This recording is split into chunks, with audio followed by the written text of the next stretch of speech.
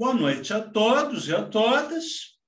Hoje vamos conversar sobre o texto Como Fazer Versos, de Vladimir Mayakovsky. Mayakovsky, ao contrário de Ezra Pound, não foi um erudito de cultura enciclopédica.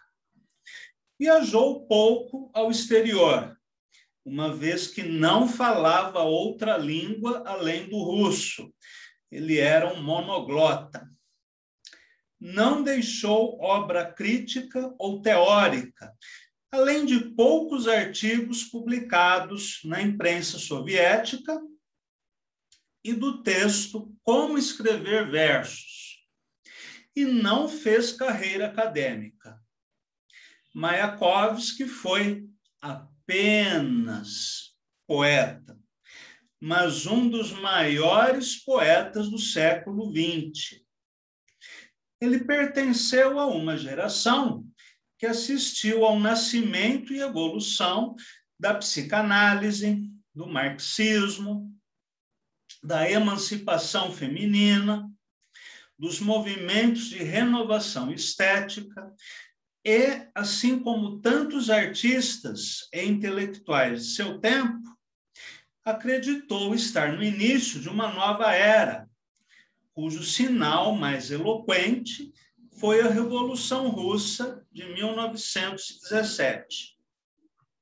Vamos comentar aqui alguns aspectos de seu trabalho mais desenvolvido no campo teórico, chamado Como Escrever Versos, escrito na forma de uma conferência para ser acessível a um público mais amplo, não habituado com a linguagem acadêmica.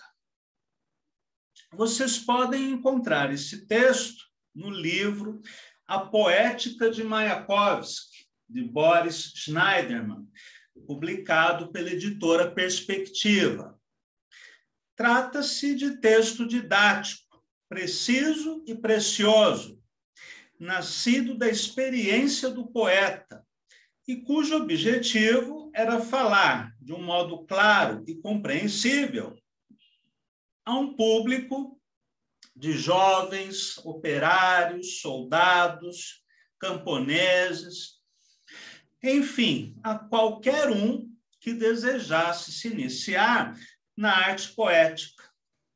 Logo no início, Mayakovsky declara o seguinte: eu não forneço nenhuma regra para que uma pessoa se torne poeta, para que escreva versos. E, em geral, tais regras não existem. Damos o nome de poeta justamente à pessoa que cria essas regras poéticas. Esse pensamento lembra muito o de Matsuo Basho, o poeta samurai japonês do século XVII, que escreveu: não siga os antigos, procure o que eles buscavam, e ainda aprenda todas as regras, depois jogue todas elas fora. Quando Mayakovsky escreveu isso, estava pensando nos poetas neoclássicos, que usavam recursos formais do século XIX, como a métrica, a rima e o verso alexandrino, numa época em que a Rússia lutava para modernizar-se e construir uma nova sociedade. Em oposição a essa tendência neoclássica, Mayakovsky afirmava que, sem forma revolucionária, não existe arte revolucionária. Ou seja, para expressar um novo tempo, o poeta deveria criar novos meios de expressão. Isto não significa que você precise abandonar completamente todos os recursos oferecidos pela tradição, mas reelaborá-los para a época atual. tradição e ruptura são ideias complementares, pois não é possível criar algo sem partir da tradição. E a própria tradição é alimentada por incessantes rupturas.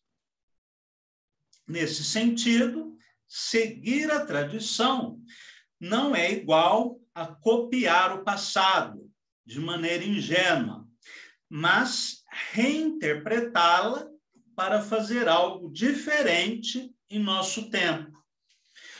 Por exemplo, em relação ao soneto, né, que nós comentamos algumas vezes.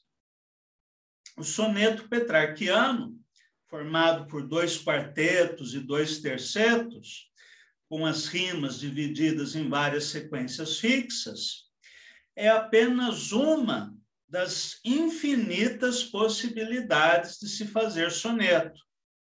Nós teremos uma aula específica, né, em janeiro, mas você pode mudar o número de versos por estrofe, a divisão estrófica, pode não dividir o poema em estrofes, pode variar na métrica, pode inovar na sequência de rimas, enfim, soneto petrarquiano é apenas uma das muitas possibilidades do soneto.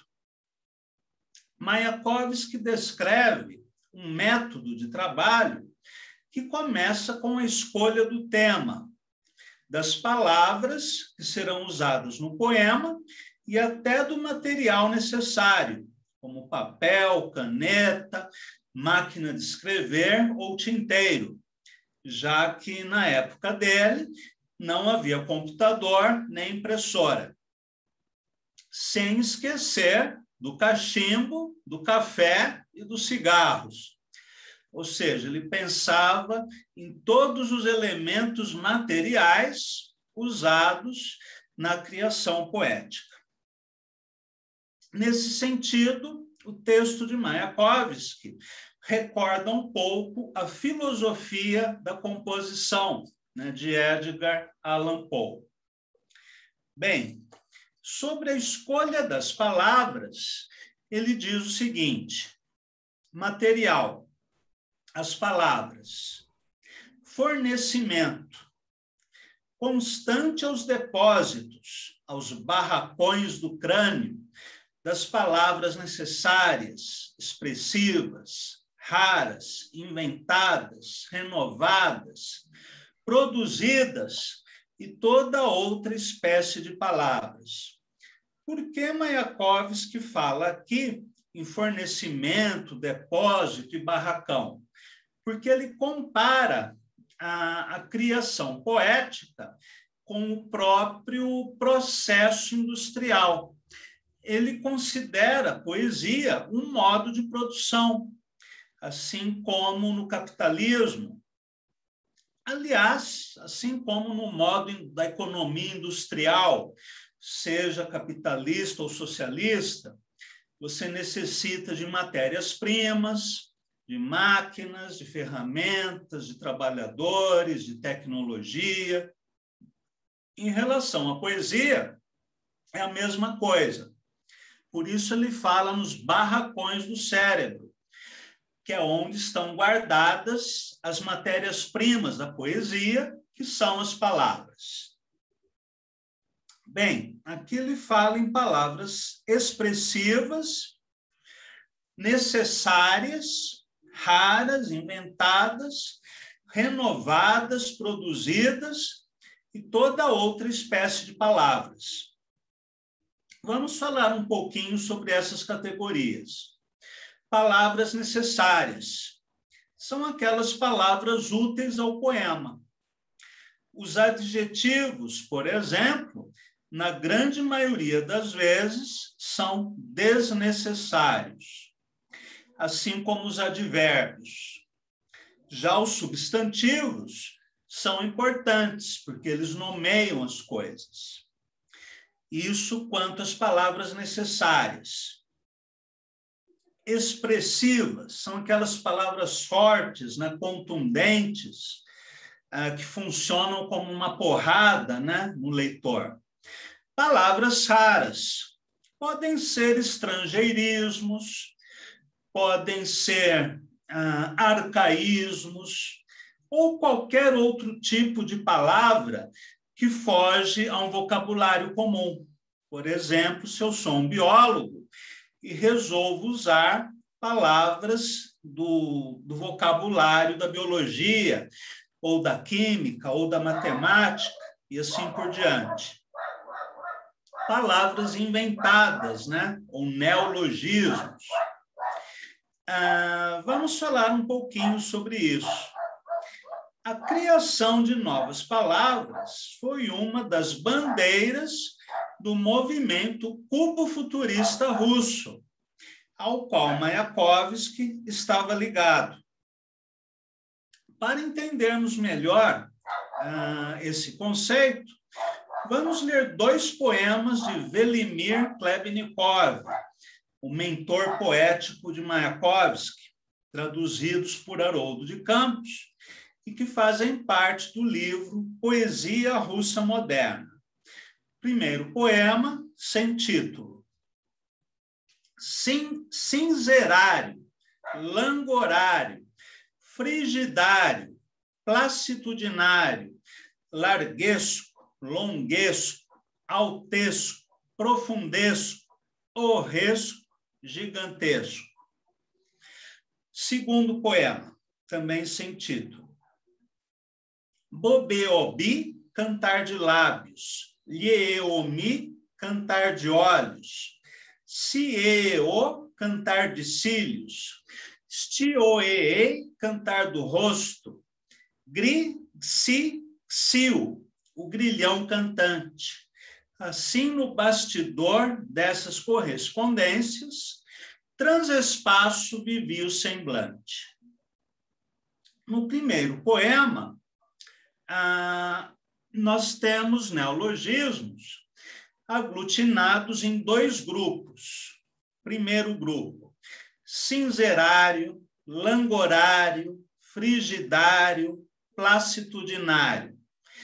Todas essas palavras formadas por um prefixo mais um sufixo que não lhe é correspondente, todas essas palavras terminam em ário. É um grupo de rimas, né? O primeiro grupo de rimas. Depois nós temos um segundo grupo, larguesco, longuesco, altesco, profundesco, horresco, gigantesco. Aqui também Mayakovsky brinca com os prefixos e os sufixos, criando um tipo de palavra valise, né? Ou de palavra montagem. Já no segundo poema, nós poderíamos dividi-lo ao meio, com uma linha vertical. No campo da esquerda, teríamos palavras inventadas, como bobeobi, lieomi, sieo, stioee e gri-si-siu, que são palavras zaum, ou transmental, que são palavras que não querem dizer nada. Klebnikov viajou muito pela Rússia asiática, viajou até a Pérsia, estudou sânscrito, e ele era fascinado pela musicalidade das palavras. Então, ele pensou, né, numa linguagem abstrata em que as palavras importam pelo seu som e não pelo seu sentido. Assim como os poemas em glossolalia de Artaud e algumas experiências de Kurt Schwitters. Já na segunda coluna do poema, nós temos cantar de lábios, cantar de olhos, cantar de cílios, cantar do rosto, ou seja, construções verbais muito próximas à lírica romântica. Então, esse poema, ele meio que desconstrói a lírica romântica, pela introdução dessas palavras renovadas. Além do uso do neologismo, Mayakovsky defende o uso de toda sorte de palavras expressivas, raras, inventadas e toda outra espécie de palavras, colocando em primeiro plano, portanto, a pesquisa semântica, além do tema da escolha das palavras e do instrumental necessário para a criação do poema. Outro item importante, segundo Mayakovsky, são os hábitos e processos de trabalhar as palavras, que, segundo ele, são estranhamente individuais e que só vêm com os anos a fio de trabalho. E que só vêm com anos a fio de trabalho cotidiano, como as rimas, a medida do verso, a aliteração, etc. Ou seja, os recursos que o poeta deseja usar. Se na primeira comparação que nós fizemos, as palavras equivalem à matéria-prima, todos esses recursos e figuras de linguagem equivalem aos processos industriais, né, numa fábrica moderna. Além de tudo isso, cada poeta tem as suas manias.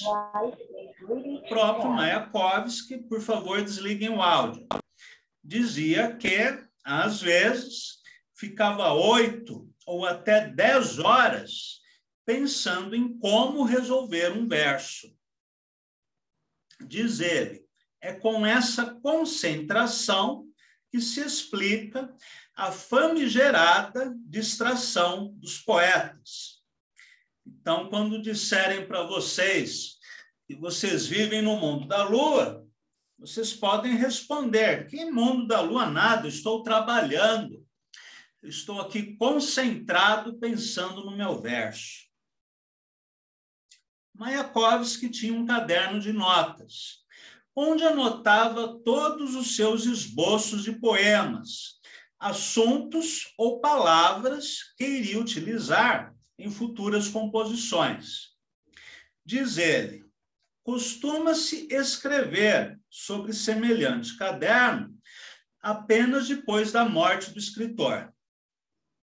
Ele rola anos a fio no lixo e é publicado póstumamente, depois das obras completas. Mas, para o escritor, este caderno é tudo. O poeta aprecia cada encontro, cada letreiro, cada acontecimento, unicamente como material para a realização vocabular. Certa vez, Mayakovsky estava numa estação de trem, conversando com uma funcionária. Nisso, teve uma inspiração súbita, né? A funcionária devia ser bonita. E passou a fazer várias perguntas à moça, para desenvolver o tema e conseguir mais elementos para escrever o poema. Então, surgiu um título, A Nuvem de Calças. Somente 2 anos após esse encontro, porém, ele conseguiu escrever o poema. Certa noite, ele foi se deitar, com forte dor de cabeça, e não conseguia dormir. Então, levantou-se e escreveu os primeiros versos. De teu corpo cuidarei e amarei, como um soldado mutilado pela guerra, inútil de ninguém, cuida de sua única perna. Eu acho esse poema muito interessante pelo modo como ele subverte a lírica romântica. Em geral, um poema de Álvares de Azevedo, de Byron, de Shelley, de Musset, aparecem imagens como a rosa, né? As margaridas, as árvores, as nuvens, o céu, os olhos da amada são como estrelas. E aqui ele está dizendo: de teu corpo cuidarei, como um soldado mutilado pela guerra cuida de sua única perna. É uma imagem forte, né? Expressiva. Alguns podem achar até grotesco, de mau gosto, mas que tem a ver com o contexto histórico da época, já que Mayakovsky se refere à Primeira Guerra Mundial, quando milhares de soldados russos voltaram para casa mutilados.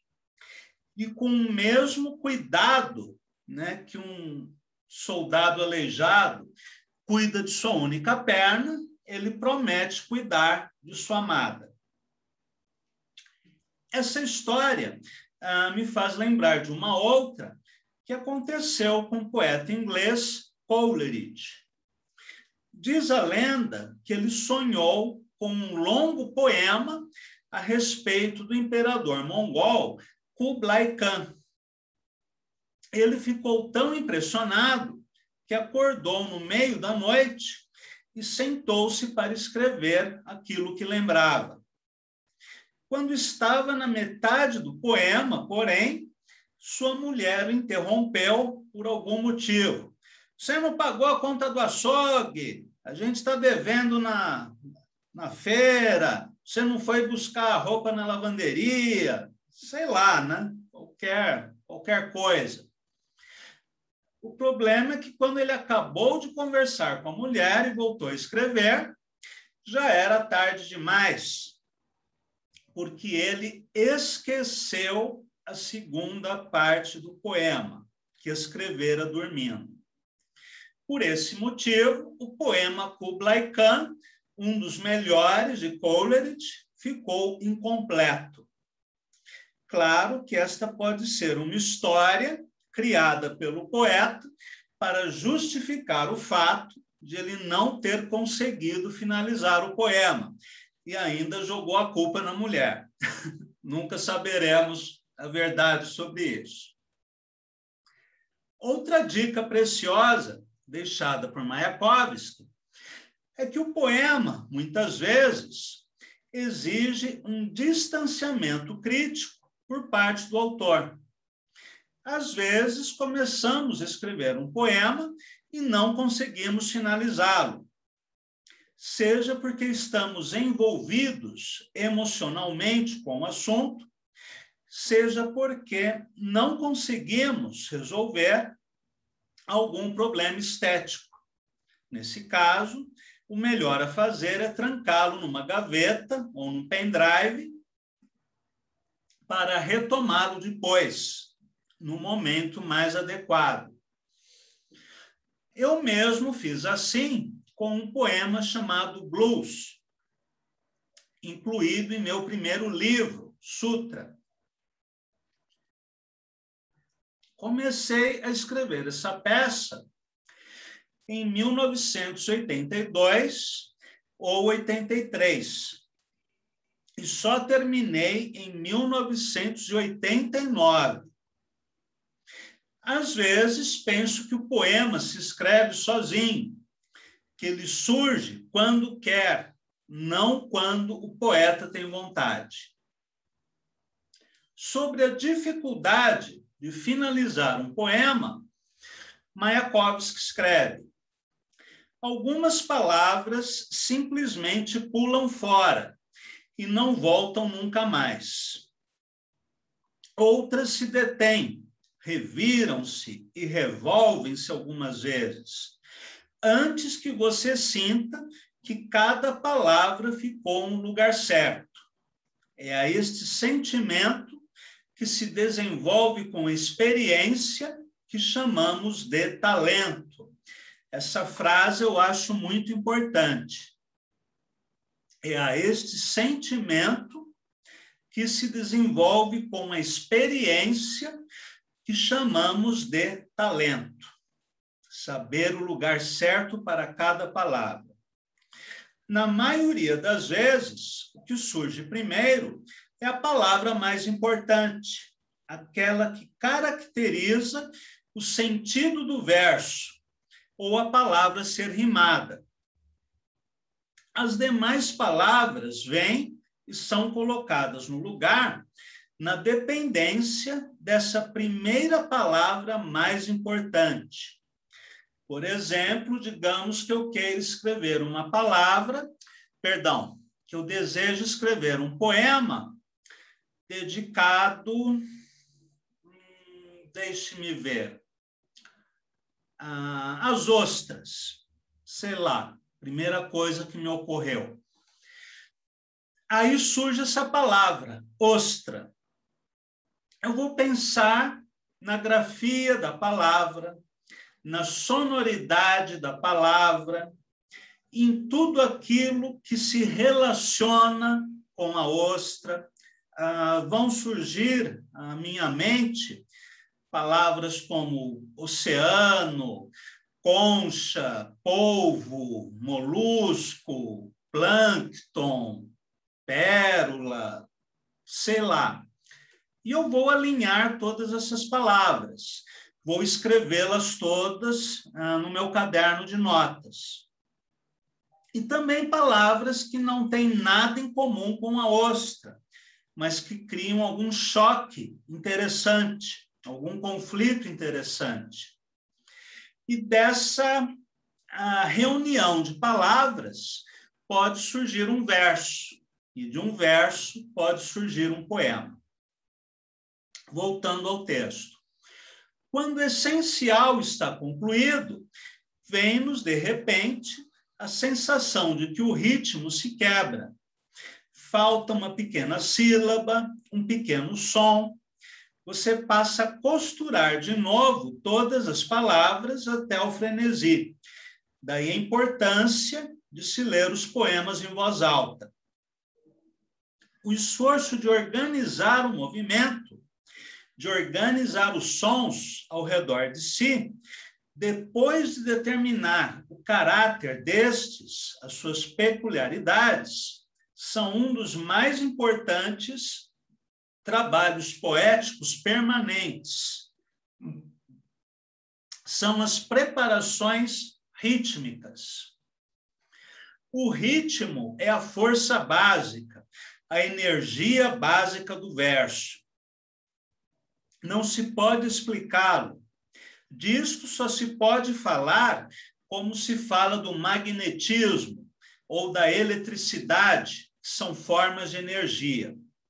Se as palavras são comparadas a matérias-primas e as figuras de linguagem aos processos industriais, o ritmo é comparado à energia.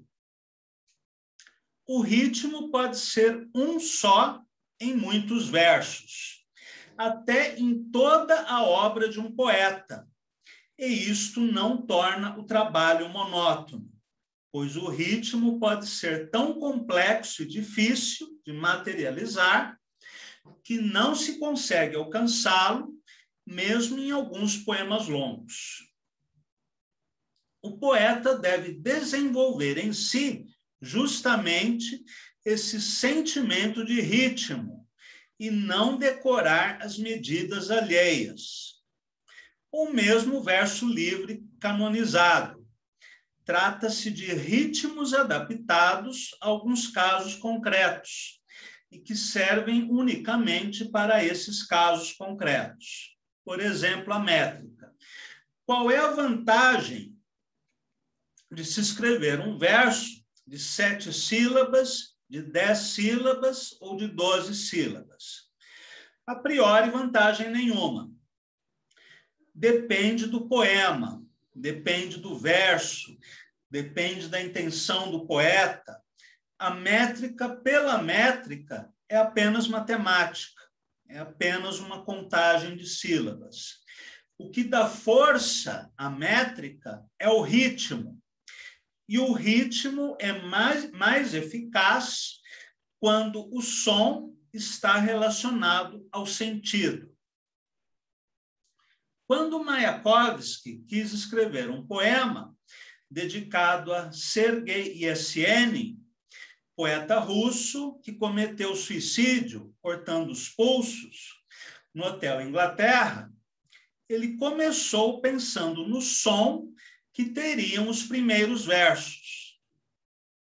Ele não pensou em palavras concretas, mas em sonoridades, assim como Edgar Allan Poe planejou seu poema O Corvo a partir da sonoridade de Nevermore, palavra, por sua vez, derivada da escolha de uma consoante e de uma vogal.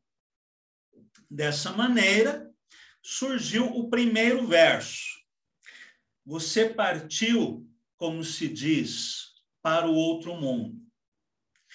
Do ritmo desse verso, surgiram os restantes, até concluir a primeira estrofe. Mayakovsky criou várias versões para cada um dos versos dessa estrofe inicial e foi testando o som e o sentido de cada palavra em cada uma das versões, até chegar àquela mais precisa e exata, ou, na linguagem de Poe, até conseguir obter o efeito poético desejado. Uma preocupação especial de Mayakovsky em seu método de composição foi em relação à rima. Segundo o poeta, sem rima o verso se esfarela. Mas a maneira como ele pensava a rima nada tem de tradicional ou conformista. Diz o poeta: geralmente, dá-se o nome de rima a uma consonância nas últimas palavras de duas linhas, quando a mesma vogal tônica e os sons seguintes coincidem aproximadamente. É o que todos dizem, e, no entanto, é uma bobagem. A consonância final é apenas um dos inúmeros meios de amarrar entre si as linhas, e, a bem dizer, o mais singelo e grosseiro. Pode-se rimar também o início das linhas. Pode-se rimar o final de uma linha com o início da seguinte, e assim por diante, até o infinito. Quando lermos em voz alta, o poema de Mayakovsky, dedicado a Yesenin, nós percebemos o que ele quis dizer. Ao contrário de Poe, que começava o poema pelo final, Mayakovsky começava pelo início. Ambos os poetas, no entanto, concebiam o poema inteiro a partir de um pequeno conjunto de versos, de uma célula inicial. Diz Mayakovsky: a primeira quadra determina todo o poema. Tendo em mãos tal quadra, eu já calculo mentalmente quantas serão necessárias para o tema em questão e como distribuí-las para melhor efeito, ou seja, a arquitetura do verso. Mayakovsky também atribuía grande importância à imagem poética. Diz ele: a expressividade do verso deve ser levada ao limite. Um dos grandes meios de expressividade é a imagem. Um dos meios primitivos de criação de imagem é o da comparação. Como isso, como aquilo. Outro meio muito difundido de criação de imagens é a metaforização, isto é, a transferência de definições que eram até então inerentes apenas a alguns objetos para outras palavras, fenômenos, objetos e conceitos.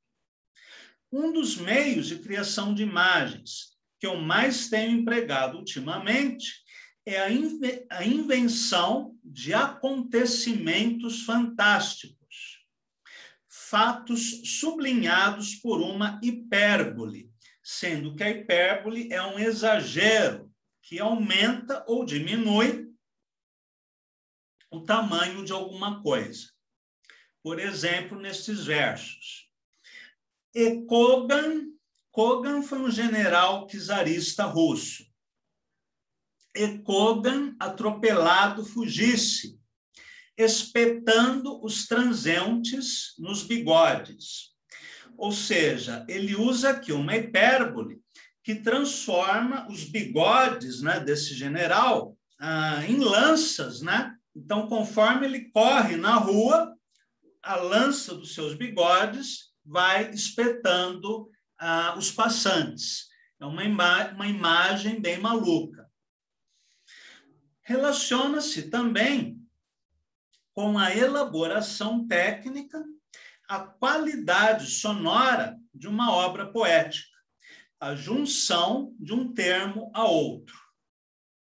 Esta magia da palavra, este aspecto sonoro, parece para muitos a própria finalidade da poesia, diz Mayakovsky.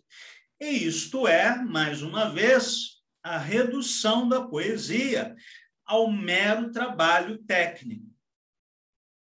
É preciso usar a aliteração com o máximo de cautela e, sempre que possível, evitar as repetições gritantes. Por exemplo, o uso excessivo da literação em S, em L ou em V. Os poetas antigos utilizavam a aliteração, sobretudo para a melodia, a musicalidade da palavra. Naturalmente, não é obrigatório ornar o poema com aliterações rebuscadas e rimá-lo do início ao fim, de maneira inusitada. Lembrem-se de que o regime de economia na arte é sempre regra importantíssima para toda a produção de valores estéticos. Outros pensamentos de Mayakovsky. A poesia é uma forma de produção, dificílima, complexíssima, porém produção. Quando ele fala produção, é diferente de criação. Por quê? Porque a palavra criação é muito romântica, né? Remete à inspiração motivada pela musa, enfim, a qualquer coisa de sentimental, de abstrata, de etérea. Enquanto produção remete a trabalho, né? Você escolhe as palavras, o processo, o tema, o sentido, aquilo que você quer fazer. Então, é um trabalho duro e não simplesmente a inspiração, insight ou qualquer coisa subjetiva. Depois, o ensino do trabalho poético consiste no estudo dos métodos de todo o trabalho poético, no estudo das práticas seguidas e que ajudem a criar novos objetos. A novidade do material e do processo é indispensável em qualquer obra poética. Ou seja, aquela novidade que está na escolha das palavras ou no processo para a união das palavras. Um bom caderno de notas e a capacidade de usá-lo são mais importantes que a capacidade de escrever sem erro, segundo métodos defuntos. Ou seja, ele não via a métrica como um valor em si mesmo. É preciso que os órgãos de educação das massas deem uma bela sacudidela no ensino das velharias estéticas. Aqui ele está remetendo ao ensino da poesia nas escolas, né? Que seja na Rússia, de 1910, seja no Brasil de 2021, parece que é um ensino planejado para que as crianças odeiem poesia. Muitas vezes ensina-se, né, a crianças, a jovens, poemas de Camões, de Olavo Bilac, de autores mais difíceis, né? Uma sintaxe rebuscada, um vocabulário raro, e a criança vai achar aquilo muito chato. Eu sou contra, por exemplo, o ensino de poesia a partir de uma perspectiva diacrônica, ou seja, a sequência histórica, né? Desde o quinhentismo até a poesia contemporânea. Pelo menos no ensino fundamental. No médio, talvez. Por quê?